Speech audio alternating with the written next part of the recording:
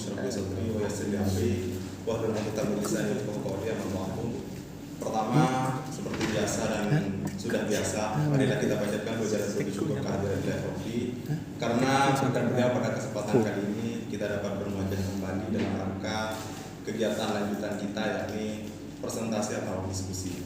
Kedua kalinya, salawat beserta salam Allah semoga tetap tercurah limpahkan keharibaan sang proklamator Islam, yakni Nabi Muhammad SAW, di mana beliau dengan gagah beraninya mengajarkan kita betapa pentingnya sebuah pergerakan bergerak selangkah untuk lebih maju. Hadirin teman-teman sekalian, pertama saya ucapkan banyak-banyak terima kasih kepada dosen pengampu materi sistem operasi, yakni Bapak Laudia Hongkong, karena berkat jenengan kami di sini dapat belajar, tentunya menambah wawasan bagaimana tentang tema yang sudah diberikan, yakni manajemen memori. Serta tak lupa pula saya ucapkan terima kasih banyak kepada teman-teman sekalian kelas TIA yang sudah bersedia menjadi audien yang baik pada kesempatan siang hari ini.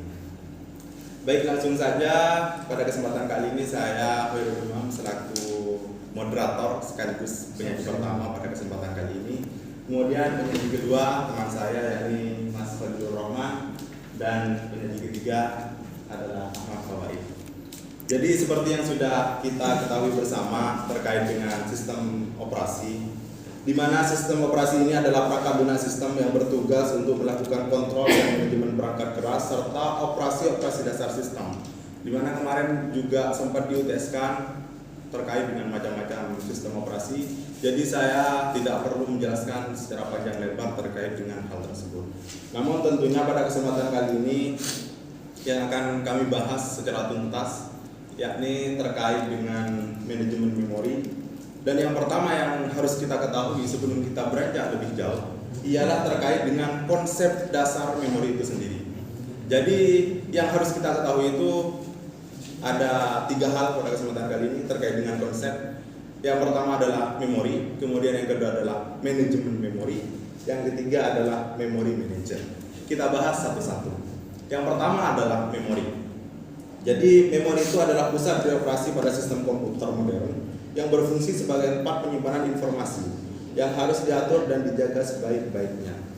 Jadi memori itu merupakan tempat penyimpanan di mana terkadang seperti apa istilahnya, ada flash disk, ada hard disk juga kan. Kalau flash disk itu sangat jelas, kita bisa menyimpan file-file di dalamnya. Kemudian setelah kita mengetahui pengertian dari memori itu sendiri, jadi selanjutnya adalah manajemen memori. Seperti yang sudah kita ketahui bahwa manajemen, pertama ini manajemen. Jadi manajemen itu apa? Yang manage, mengatur. Jadi manajemen memori itu adalah suatu kegiatan untuk mengelola memori komputer, di mana proses ini menyediakan cara mengalokasikan memori untuk proses atau permintaan mereka, menyebabkan untuk digunakan kembali ketika tidak lagi diperlukan, serta menjaga alokasi ruang memori bagi proses yang lain. Setelah itu ada memory manager, di mana memory manager ini merupakan salah satu bagian sistem operasi yang mempengaruhi dalam menentukan proses di mana yang harus diletakkan dalam antrian. Jadi nanti istilahnya ada semacam antrian. Nanti yang bertugas untuk mengalokasikan misalkan ke file ini, itu adalah memory manager.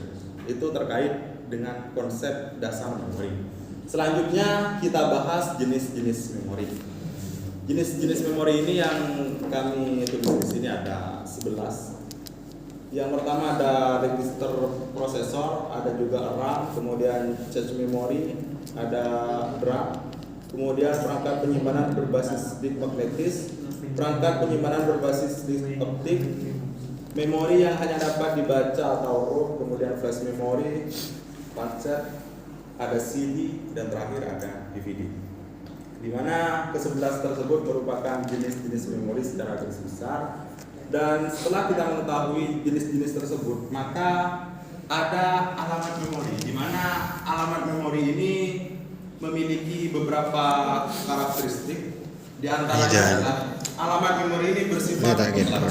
Kemudian alamat memori itu juga relatif. Dan yang ketiga ada hubungan antara alamat mutlak dan relatif, serta yang terakhir adalah jenis memori dan alamat memori. Nah, ketika kita sudah mengetahui alamat, maka hal yang menjadi pertanyaan besar adalah isi memori itu sendiri.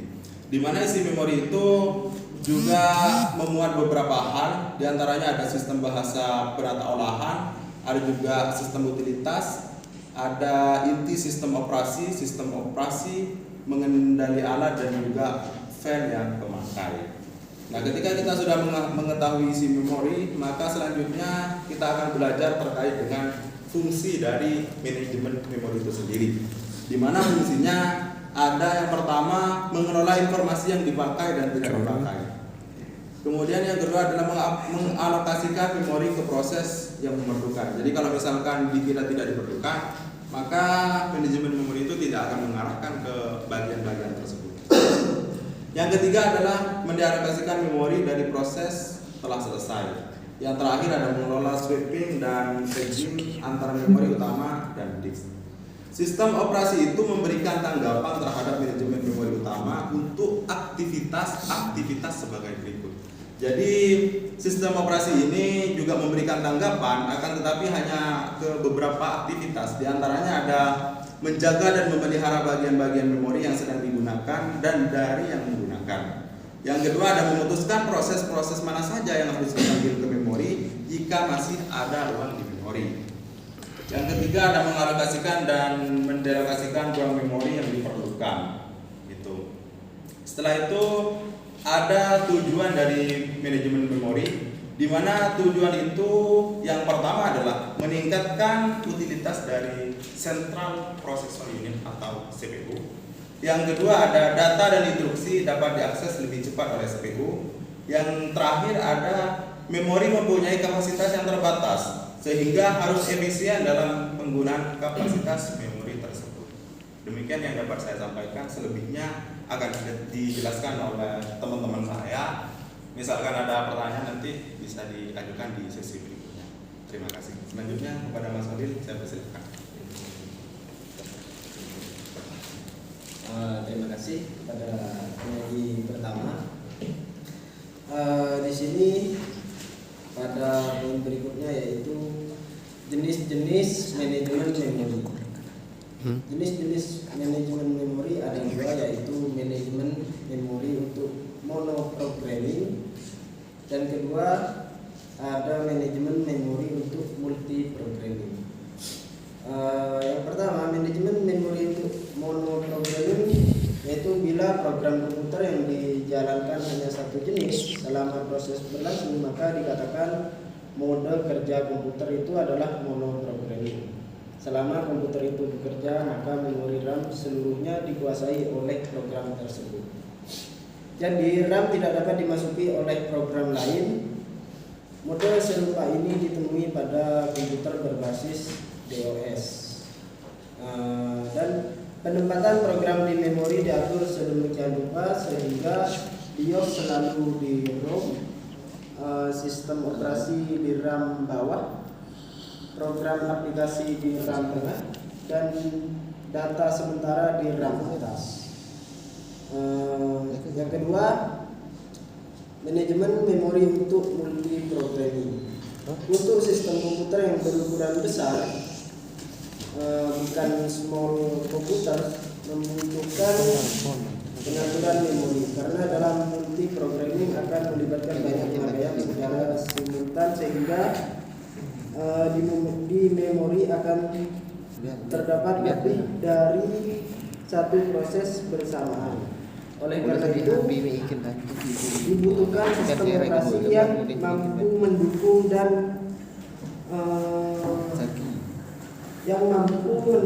dua kebutuhan tersebut. Meskipun hal tersebut saling bertentangan, yaitu pemisahan ruang alamat dan pemakaian bersama. Pada poin selanjutnya yaitu strategi manajemen memori. Strategi yang dikenal untuk mengatasi hal tersebut adalah memori maya.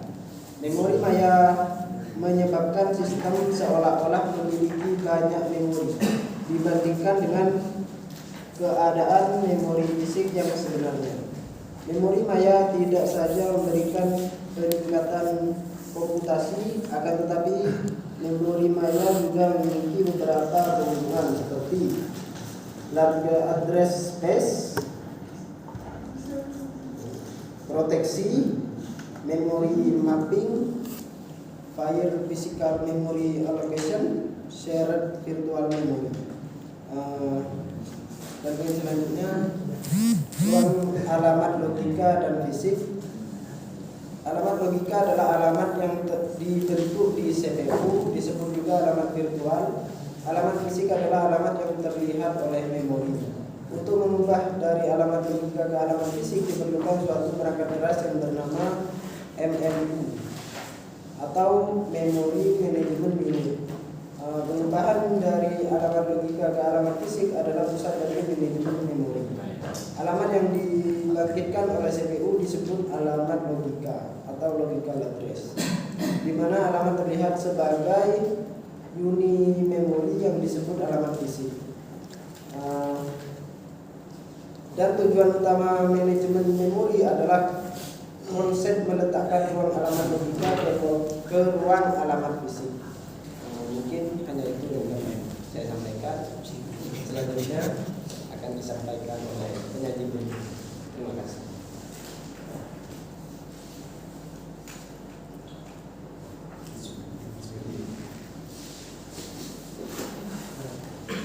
Bismillahirrahmanirrahim. Assalamualaikum warahmatullahi wabarakatuh. Waalaikumsalam warahmatullahi wabarakatuh. Jadi untuk selanjutnya saya akan memaparkan tentang sweeping. Sweeping adalah sebuah proses sebagaimana telah diterangkan sebelumnya, harus berada di memori sebelum dieksekusi. Proses sweeping merupakan sebuah proses keluar dari memori untuk sementara waktu ke sebuah penyimpanan, sementara dengan sebuah proses lain yang sedang membutuhkan sejumlah lokasi memori untuk dieksekusi.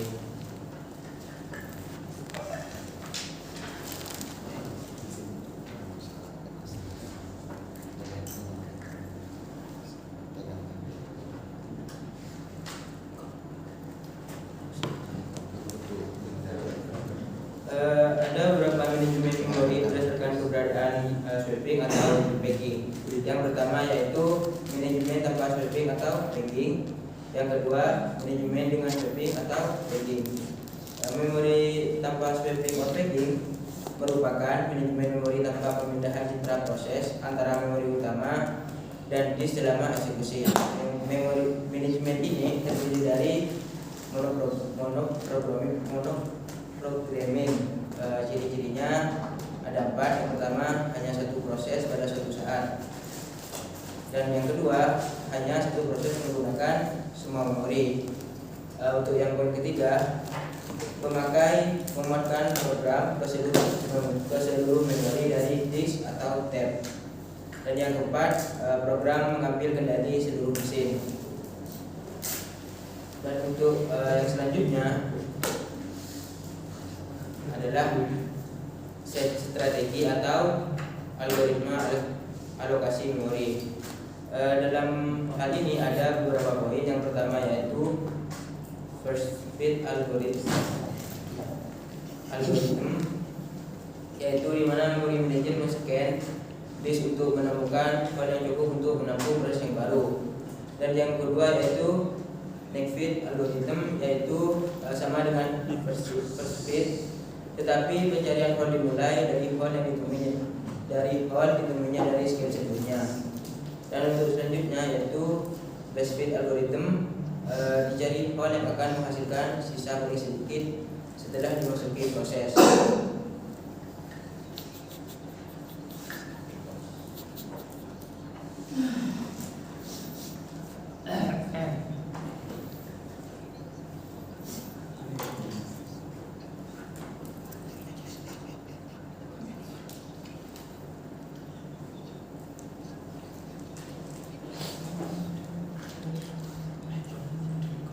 Dari berbagai cara alokasi tersebut di atas Sebuah hal yang ditempati proses akan terbagi menjadi bagian yang dipakai, proses, dan memori yang tidak terpakai atau fragment.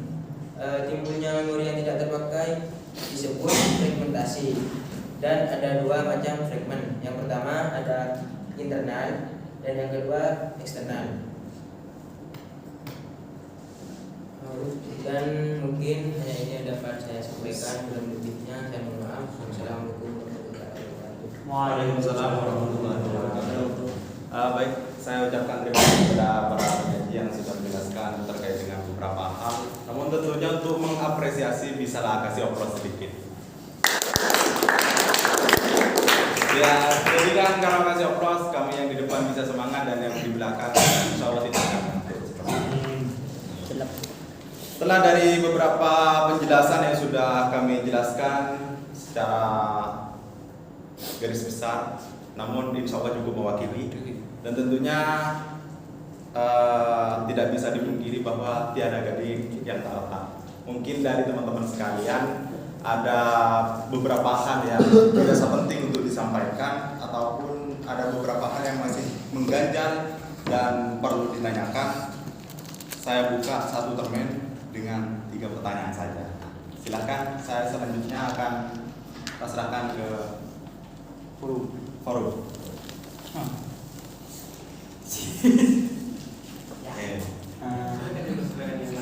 Baik, aku kan dulu.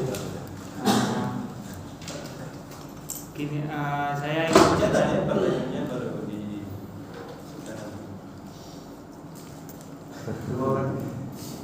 saya ingin bertanya, ini kan manajemen memori, sedangkan poin besarnya adalah sistem operasi. Apa fungsi utama operasi sistem dalam kinerja manajemen memori tersebut? Benar nggak ada? Benar nggak ada? Hubungan Gue lupa ya. Benar ada. mungkin itu Terima kasih. Benar ada. Mau ditampung dulu apa langsung dijawab? tampung dan Ditampung dulu Pak, sambil ada nanti. Ya, betul Mas. Silakan. Baik, assalamualaikum warahmatullahi wabarakatuh. Waalaikumsalam warahmatullahi wabarakatuh. Tak kenal maka tak sayang, mudah perkenalkan nama saya Ahmad Zaidi. Langsung saja pada pertanyaan. Jika misalnya di satu komputer terjadi ada 2 RAM, lalu kemudian suatu waktu kita cabut salah satunya, apakah ada masalah atau efek-efek yang akan timbul setelahnya? Mungkin itu saja.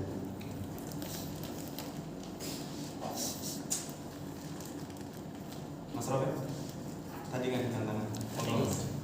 Mau saya bertanya tentang hard disk. Kan kemarin saya mendengar bahwa yang sangat mudah untuk menyebar virus adalah hard disk. Lah, bagaimana cara kita untuk menjaga hard disk tersebut tetap aman? Mungkin hanya itu.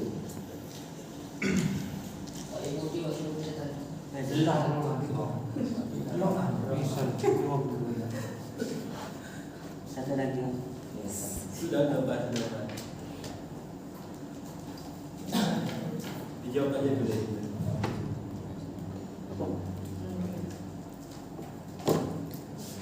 Baik, bismillahirrahmanirrahim. Sambil lalu saya jawab.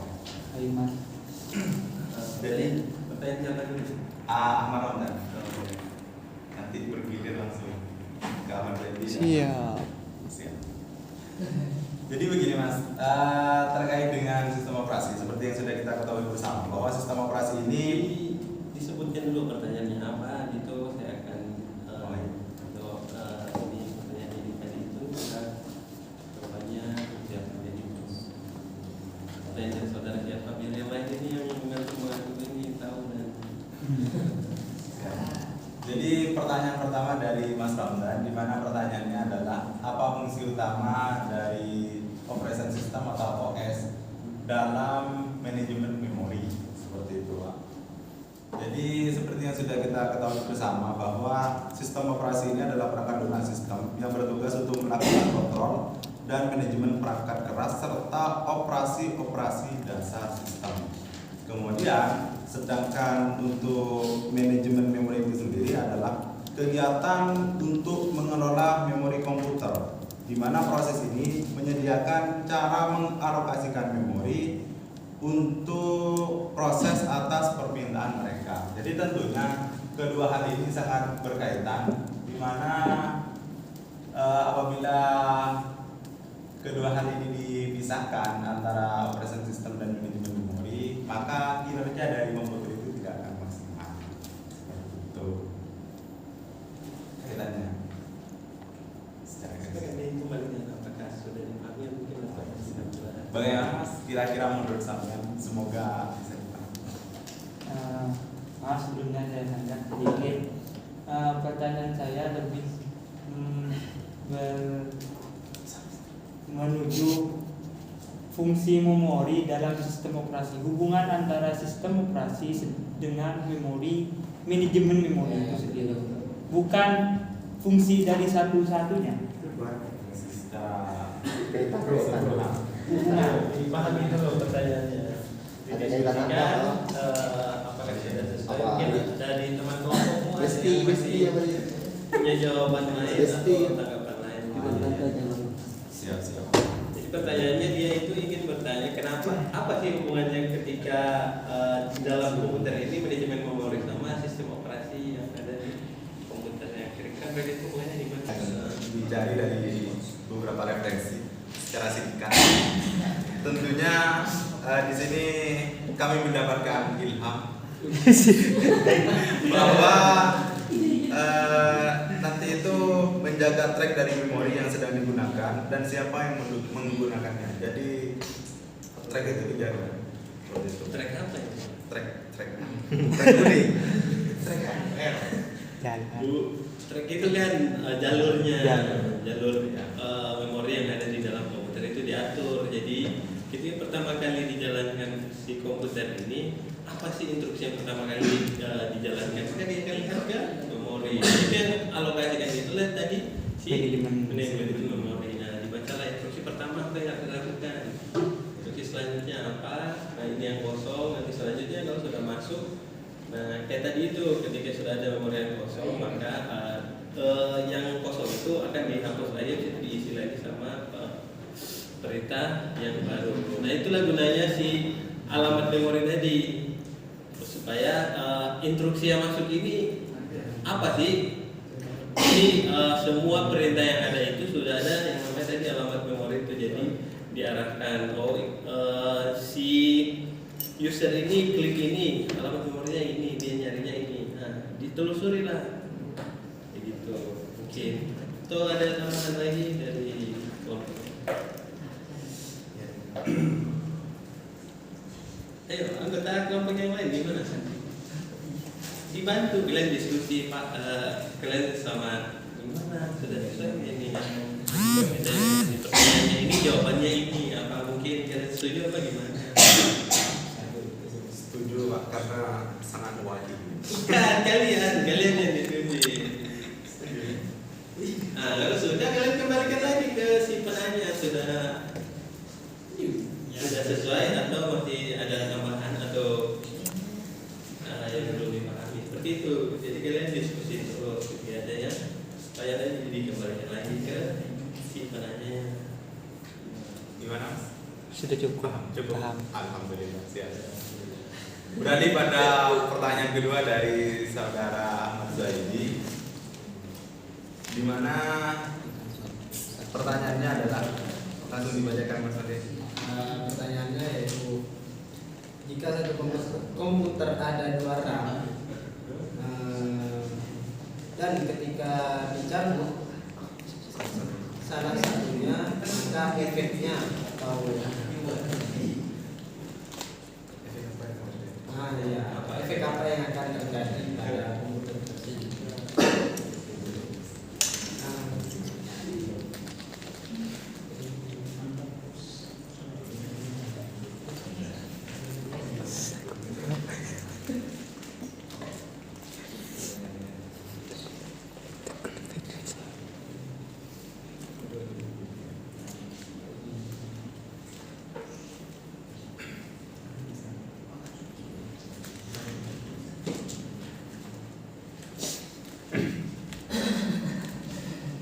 Kalau belum kalian yang sisanya nyari, kalau pertanyaan dari si Robert tidak ketemu, kalian pegang si Robert dulu. Tapi kalau dua-duanya belum, ya belum cari dulu. Sambil lalu menunggu jawaban yang nomor 2, saya akan menjawab ya pertanyaan yang ketiga, yaitu cara menjaga hati tetap aman. Begitu. Jadi di sini ada beberapa hal. Aman dari apa tadi? Dari virus. Aman dari aman dari pencurian ya, aman dari virus Hendra. Yang pertama yaitu jangan asal cabut kabel penghubung. Kan biasanya untuk hard disk di sini ada kabel penghubung antara hard disk dan PC atau laptop gitu. Jadi agar tetap aman, jangan asal mencabut gitu. Kita harus eject dulu. Dan untuk yang kedua, lakukan defragmentasi atau scan virus. Jadi selama hard disknya tetap terpasang kepada PC atau komputer, kita harus melakukan scan virus terhadap hard disk tersebut agar aman dari virus tersebut. Dan untuk yang selanjutnya, jangan memindahkan perangkat. Untuk hard disk di sini ada yang maksudnya adalah jangan asal memindahkan perangkat. Dan biasanya untuk komputer ada beberapa komputer yang banyak virus begitu. Jadi jangan asal pindah. Kalau untuk selanjutnya, pasang fan di dekat hard disk. Pemasangan fan atau kipas angin di dekat hard disk ini bertujuan untuk menjaga suhu dari perangkat agar tetap dingin. Maka kinerjanya juga suhu dari perangkat agar tetap dingin. Apabila hard disk menjadi panas, maka kinerja juga akan melemah. Mungkin dapat diterima atau masih mempunyai satu. Dan kamu sampaikan mungkin jawaban saya hanya sebatas ini. Mungkin lagi kembali Hanya itu dari saya. Mungkin dari penanya mempunyai tanggapan lain atau sanggahan begitu dari jawaban saya. Enggak, sudah itu aja. Terima kasih. Oke, jadi kayak tadi itu di awal kan dia sudah menuliskan pertanyaan. Sudah ketemu? Oke, silakan. Tinggal yang di tengah, ayo jawab aja. Nanti kita diskusikan lagi.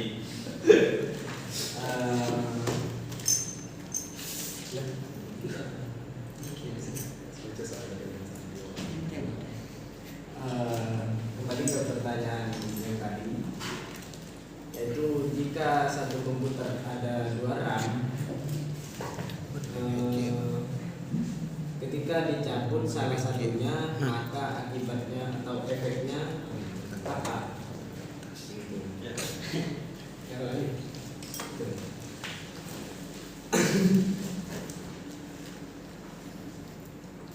menurut pengetahuan saya, Dari sumber yang saya baca, dari sumber yang saya baca, tidak ada efek apa-apa karena yang dicabut hanya salah satu RAM-nya, kecuali jika dicabut dua-duanya, maka laptopnya, komputernya akan tidak bisa hidup atau tidak berfungsi karena pada komputer harus memiliki main memori untuk dapat berjalan. Boleh menambahkan? Ya, silakan. Tadi Mas Andi bertanya bagaimana jika ada sebuah komputer yang memiliki dalam dan salah satu RAM-nya dicabut, apa efek yang terjadi? Kalau menurut logika saya, RAM itu kan semakin tinggi, kinerja komputer semakin cepat. Nah, kalau misalkan ada 2 RAM, misalkan yang satunya 4 GB, yang satunya 4 GB, kalau dicabut satu, efeknya itu komputernya semakin lemot. mengurangi kinerja. Berkurang. Berkurang. Kinerjanya berkurang. Itu aja. Oke. Iya masih. Gimana sih yang mana? Kamu kemarin kan gimana? Bagaimana Mas? Aman, tentram, sentosa. Oke.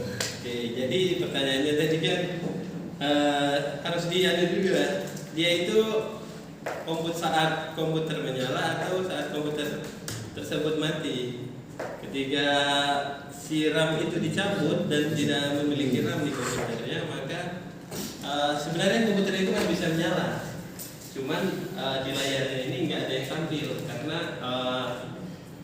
pertama kali ketika kita menyalakan komputer ini, maka sistem itu akan mengecek kira-kira semua komponen yang ada dalam komputer ini sudah ada atau belum. Nah, ketika ada yang bermasalah, maka si komputer ini tidak akan berjalan sesuai dengan semestinya. Makanya ketika mungkin di harddisknya itu bermasalah, mungkin ada automatic repair itu biasa muncul, atau ketika RAM-nya tadi tidak ada, maka otomatis si layarnya ini tidak ada yang akan muncul. Kemudian mungkin ketika baterainya sudah mulai rusak, biasanya di pertama kali kita jalankan komputer itu, maka akan muncul notifikasi kalau di komputer ini yang bermasalah. Nah, seperti itu. Jadi ketika si RAM-nya itu dinyalakan, masih dalam kondisi menyala, mungkin kinerjanya langsung kacau ya, karena di pertama kali dinyalakan itu dia sudah baca di sistem ini itu ada 8. Oh, sekarang tinggal 4, seharusnya dialokasikan ke yang ke-5 dan 6 dan seterusnya. Akhirnya sudah tidak sesuai, mungkin seperti itu. Kalau dari awal dinyalakan ya sudah benar juga tadi, mungkin kinerja sistemnya jadi berkurang. Mungkin seperti yang dijelaskan, kalau jumlah RAM itu semakin tinggi dan sesuai dengan kemampuan CPU kita, maka kinerjanya pasti akan lebih bagus juga. Oke, ada lagi yang lain mungkin yang mau ditanyakan? Sudah bagus ya secara diskusi kalian, mulai dari kalian presentasi di awal, kalian berikan pertanyaan. Cuman itu tadi kurangnya, kalian itu ketika presentasi bagusnya kalian punya value presentasi. Jadi kalian belajar langsung tunjukkan, jadi audiens itu lebih mengerti lagi. Oh, ini loh yang namanya RAM, ini yang namanya ini. Atau kalian jelaskan alurnya yang tadi itu. Ini ada 2 jenis, ini. Nah, seperti itu. Kemudian untuk dari sesi pertanyaan tinggal diperbaiki lagi. Ya tadi ketika kalian ingin menjawab pertanyaan, kalian bacakan. Mungkin pertanyaannya dari saudara ini itu tadi tentang ini. Nah, ketika kalian saya akan mencoba menjawab pertanyaan tersebut. Nah, setelah selesai kalian kembalikan lagi ke si penanya apakah sudah diterima atau belum, atau mungkin ada tambahan. Kan biasa juga ada yang mungkin dia sudah paham atau ada yang masih kurang, nanti mungkin tinggal dikoreksi. Ya, silakan ya. Kan sudah. Baik, saya ucapkan terima kasih banyak kepada para penanya yang sudah membuat pertanyaan dan mengajukan pertanyaan yang sangat hebat dan dapat menghidupkan forum.